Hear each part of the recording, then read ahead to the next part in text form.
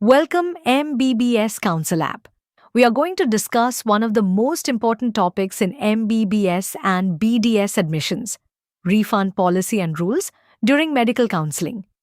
Every year, thousands of students and parents participate in NEET counseling for government medical colleges, private medical colleges, deemed universities, minority institutions, and NRI quota admissions. During this process, candidates are required to pay different types of fees, such as registration fees, security deposits, tuition fees, and admission confirmation charges. However, many families are often confused about which fees are refundable and under what conditions refunds are allowed. So let us understand this in a simple and clear manner. The first type of payment is the registration fee.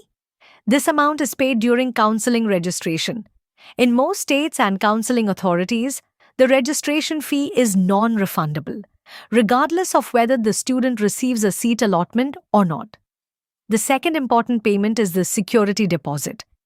In many cases, this amount is refundable after the counseling process is completed.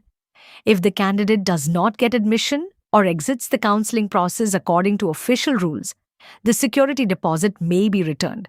However, if the student violates counseling rules, fails to report after seat allotment, or forfeits the allotted seat, the security deposit may also be forfeited. Next comes the tuition fee after seat allotment. Once a student is allotted a seat and reports to the college, tuition fees and other admission charges must be paid.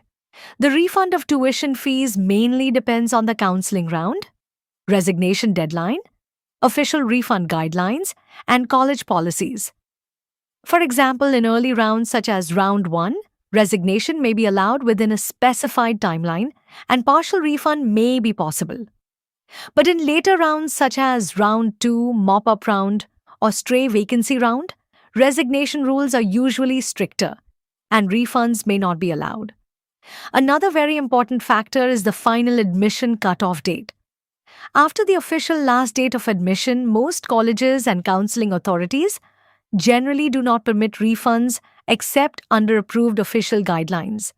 Students and parents should also carefully check college-specific refund rules, administrative deductions, processing charges, hostel fee refund policies, and refund processing timelines before confirming admission.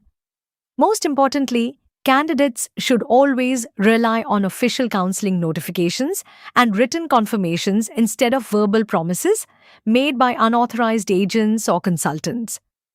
Before paying any fees, parents and students should carefully read the official counseling brochure, understand forfeiture conditions, clarify refund timelines, and safely keep all payment receipts and admission documents.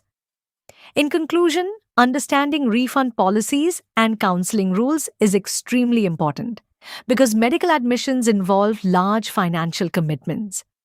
Proper awareness can help families avoid unnecessary stress, confusion, and financial loss during the admission process. Always verify information through official counseling authorities and make informed decisions before locking choices or confirming admission seats.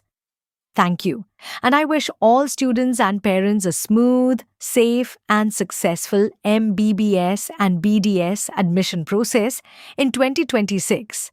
This is MBBS Council app Premium Support. We provide complete counseling guidance from start to finish, including registration, choice filling, document support, and reporting process. If you are planning for MBBS or BDS admission this year, our expert team is here to guide you. For any NEET registration or counseling-related queries, contact MBBS Council, helpline numbers 044 463 13330 and 63820 to 88809. Don't forget to like, share, and subscribe to our channel. Thanks for watching, and we will see you in the next video.